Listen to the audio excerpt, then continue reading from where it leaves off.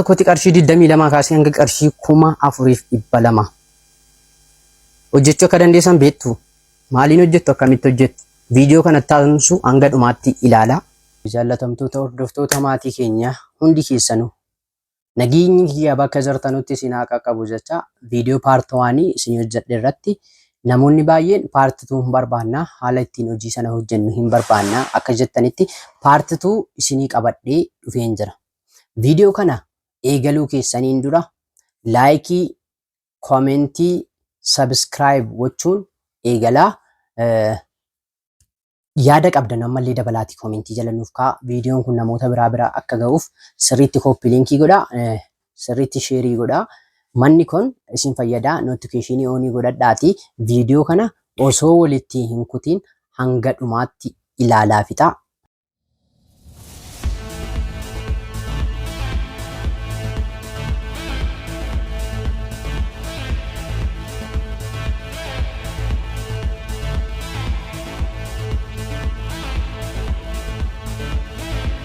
Guyyaatti qarshii 22 kaaftanii hanga qarshii 4,200tti hojii isin hojjechuu dandeessan tokko isinii fideen dhufe.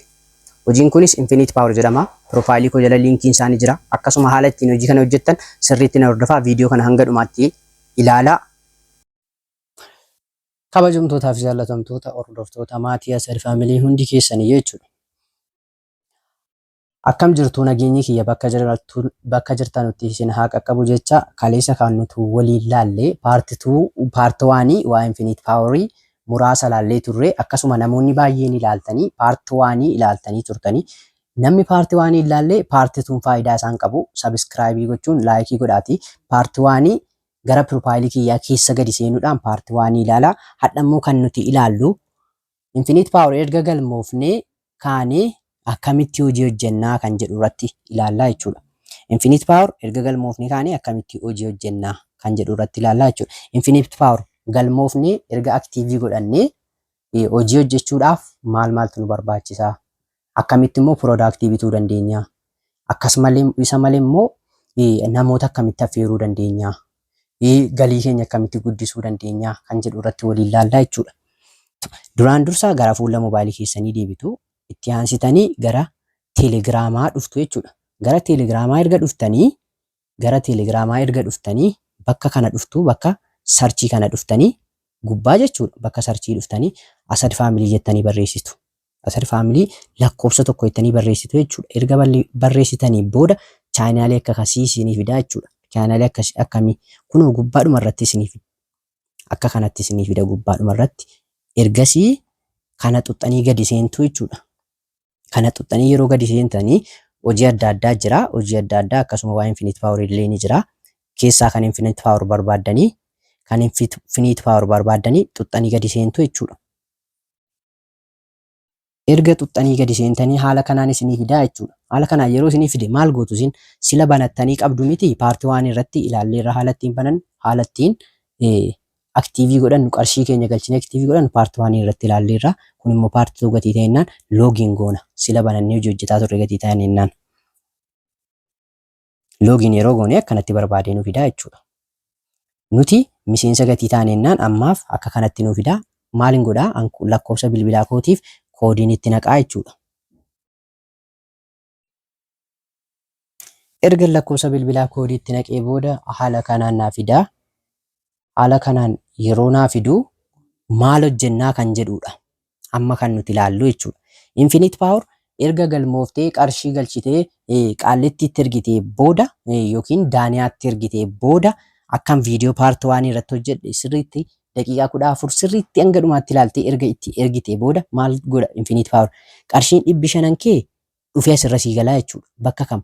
Bakka kanarra sii galala. 500 kee bakka kanarra sii gala 550 kee jechuudha. Yoo qarshii 3,500 jammarte illee bakka kanarra sii galaa jechuudha. Bakka kanarra yeroo sii gale maal godha? Ati hojiin jalqabne ammallee jechuudha. Hojiin jalqabne. Birrii irra galfatte malee hojiin jalqabne jechuudha. Erga birrii irra galfattee booda maal goota? Dhuftee birrii keetiin bitta waan kamu. Waan qarshii galfatte sana ittiin bituu barbaaddee birrii keetiin bittaa jechuudha. Qarshii 550 sila eegaltee bakka kana dhuftee bakka kam? Bakka my product jedhu kana dhuftee bakka my product jedhu kana dhuftee qarshii 550 ho'i galuu barbaadde qarshii 550 ho'i galuu barbaadde kanatti buutaa bakka 550 kanatti 550tti buute miti recharge walneetettaa jechuudha. Erga recharge walneetettee waan kana bittee hojii galteettaa jechuudha. An fakkeenyaaf utuun bakka sanarraa qabaadhee biteen isinitti agarsiisa. Bakka sanarraa immoo hin qabu jechuudha. Bakka sanarraa hin qabu. Maalirraan qabaan?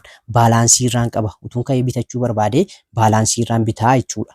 Ati recharge walneetettee birtaa jechuudha. Erga bittee yoo 3,500 galfatte illee recharge walneetechuu qabda dirqama. Erga qarshii galchitee kaatee akkas jechuun waajibaa jechuudha.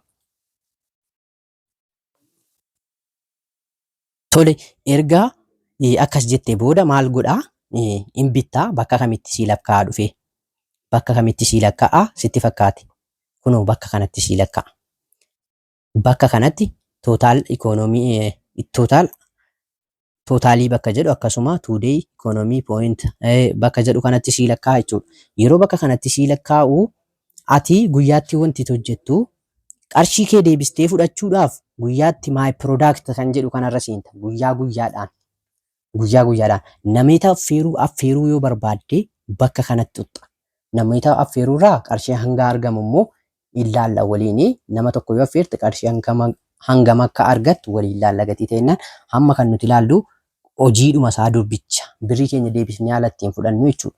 Fakkeenyaaf an guyyaatti wanti argadhu kana keessa gallee yeroon galu my product keessa yeroon galu haala kanaan naaf fida. Received gochuudha hojiin keenya isii kana received goonee guyyaatti received yeroo goonu nuuf lakkaa'aa jechuudha. Guyyaatti received yeroo goonu nuuf lakkaa'aa qarshii koo fudhadhee ammoo boris iftaanis kan inni hin jirre guyyaa xinnaa yookiin sanbata xinnaa jedhamu beektuuti. Sanbata bicuu kan jedhamu sanarra hin hojjetu. Jimaata taanee guyyaa jiru hin hojjetu jechuudha. Erga received gootanii baatanii maal godhaa qarshii keessan bakka kanatti walitti isinii qabaa jechuudha. An fakkeenyaaf bakka kanatti walitti qabataara guyyaa guyyaadhaan bakka kanatti walitti naa qabaa. Bakka kanatti walitti qabataara jechuudha. Yeroo bakka kanatti walitti isinii qabu fakkeenyaaf qarshii 550 yoo galtee guyyaatti qarshii 22 fudhatta miti. Hanga qarshiin kee 500 gahutti obsaan eeddee arraa dabarfatta.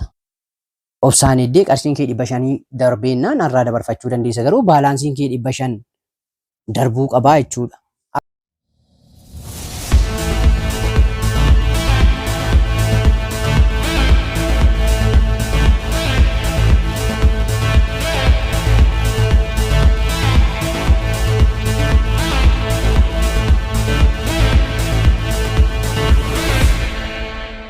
Arraa dabarfachuudhaaf akkamitti kan jedhu immoo waliin ilaallaa jechuudha.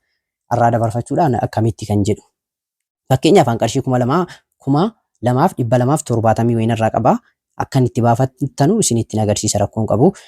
Namoota affeeruu immoo wanti jedhu jira.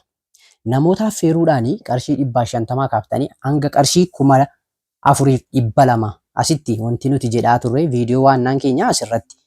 Namoota affeeruudhaan qarshii 550 kaaftanii hanga qarshii 4,200 yeroo tokkotti argachuu dandeessu jechuudha.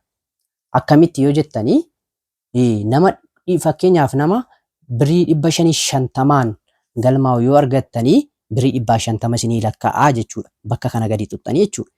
Liinkii keessan kana fuutanii nama biraatiif dabarsitanii namni sun qarshii 550 liinkii keessan kanarratti yoo galmaa'e isin qarshii 550tu isinii kafalamaa jechuudha. Ergasii booda yeroo nama 50 galmeessitan yookiin hanga nama 50 galmeessitan namni isin galmeessitan hanga nama 3tti bakka kanatti isin agarsiisa. Kun ammoo namni isin my times kan jedhu jira. My tiimii kana keessa seennee my tiimii kana keessa seennee my tiimii kana keessa yeroo seennu an fakkeenyaaf nama 750 galmeesse miti. Ergan 750 galmeessee namni na jalatti namni an galmeesse immoo galmeesse nama 16 wal ta'eera. B, C, D jedhee jira. Namni sun nama biraa jalatti yeroo galmeesse D irratti dhufaa jechuudha. Yeroo kana keessa hanga nama 50 yoo affeertan qacaramaa isin godhuu danda'a. Qarshii 10,000 hanga 50,000 dhaabbata kanarratti qacaramaa isin gochuu danda'a jechuudha. Isinii galee yeroo kana keessa qarshii guddaa argataa deemtu.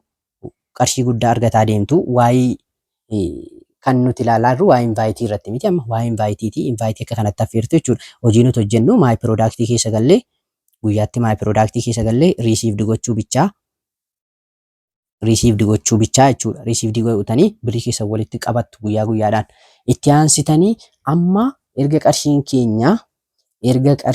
keenya birrii 550 ol darbee akkamitti baafachuu dandeenya kan jedhu immoo ilaallaa jechuudha. Kana malee maay giiftis kan jedhu jira. Giiftiin asirratti yeroo adda addaa si ergamu badhaasni adda addaa ni jiraata jechuudha. Hanga mana keetiitti uffanni, keeppiin, moobaayiliin, bilbilli qarshiidhaanis argachuu dandeessa giiftii jechuudha. Yoo hojii kanarratti jabaatte qofa. Yoo hojii kanarratti qabaatte utuu as keessaa hin bahin waa tokkoon isin agarsiisa. Wanti kunis maal jedhama? Daawulood Infinite App. Aappii daawuloodii Infinite Power yoo buufachuu barbaadde bakka daawulood jedhu kana keessa galtee daawulood godhachuu qofaa jechuudha kan sirraa eegamu. Ofiin daawulood sii godha. Kiroomii gatii ta'inaan ofumaan daawulood sii godha. Sana booda inistaayil godhatta. Ergasii amma kan isin agarsiisu gara wiizdiroo yookiin baalaansii baafachuuti jechuudha. Wiizdiroo jechuun kunooti. Wiizdiroo jechuun isa kanaa jechuudha. Wiizdiroo jechuun isa kam? Kunoo kana jechuudha. Wiizdiroo kana akkamitti baafattu?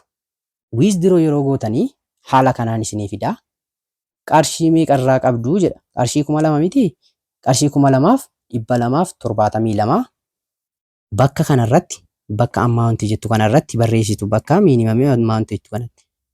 Minimamii wiizdiroo jettu kanatti qarshii 500 ol ta'uu qaba. Fakkeenyaaf qarshii 2000 baafachuu barbaade qarshii 2000 barreessaa jechuudha. Kazaan duubatti deebitanii bakka akkaawuntii kanatti akkaawuntii barreessitu jechuudha. Bakka kamitti? Bakka kanarratti akkaawuntii maqaa guutuu maqaa baankii. Kun irratti guutamaa miti amma irratti guutamaa miti jechuudha. Akkamitti irratti guunna waan jedhu duubattiin isin deebisa utuu baafatiin dur. Duubattiin isin deebisa yeroo tokko. Bakka kana galtu kunoo. Infoo akkaawunti bakka jedhu kana galtu. Akkaawunti infoo kan jedhu kanarra galtanii yeroo gadi seentanii akka kanatti isinii fidaa jechuudha. Maqaa keessan guutuudhaa fi akkaawuntii irra galchitu. Maqaa keessan guutuu akkaawuntii bakka kanarra galchitu jechuudha. Neem akkaawuntii kan jedhu ofiin isinii fidaa isayyuu Kominikaal Baankii Itoophiyaa. Kominikaal Baankii of Itoophiyaa kanarraa galtanii CBA yookiin achi kaastanii akkaawuntii galchitu. Lakkoofsa bilbilaa moobaayil baankingii ittiin banattan yookiin lakkoofsa bilbilaa qabataa jiraattanuu ittiin banattan arra galchitu jechuudha. Erga arra galchitanii booda maal godha?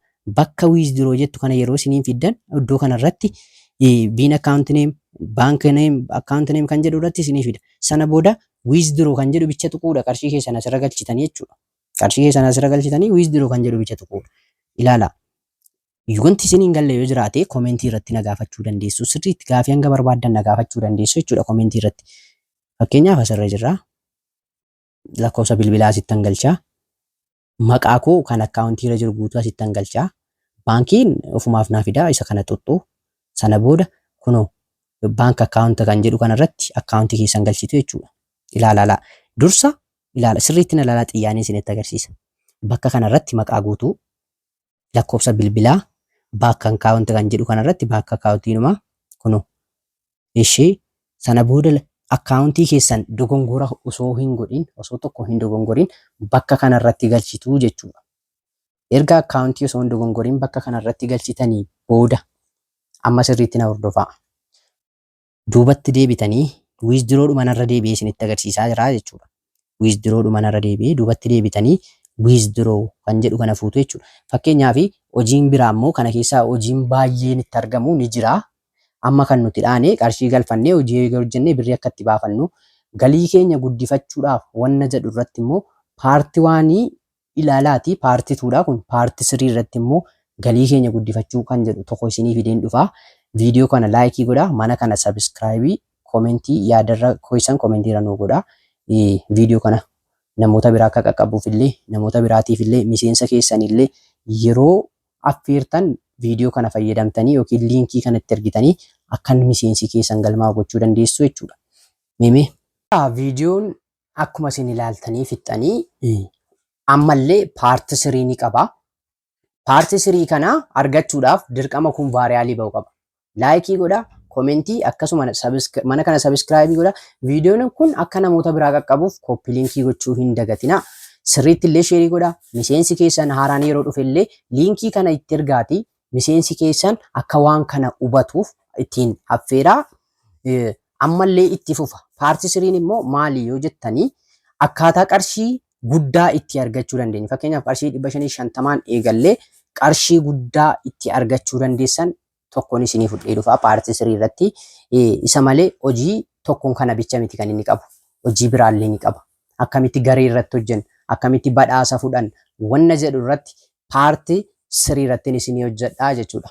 Kanaafuu viidiyoo isa kana hanga dhumaatti erga ilaaltanii laayikii, komentii, yaada keessan nu barbaachisa. Yeroo gaarii qabaadhaa.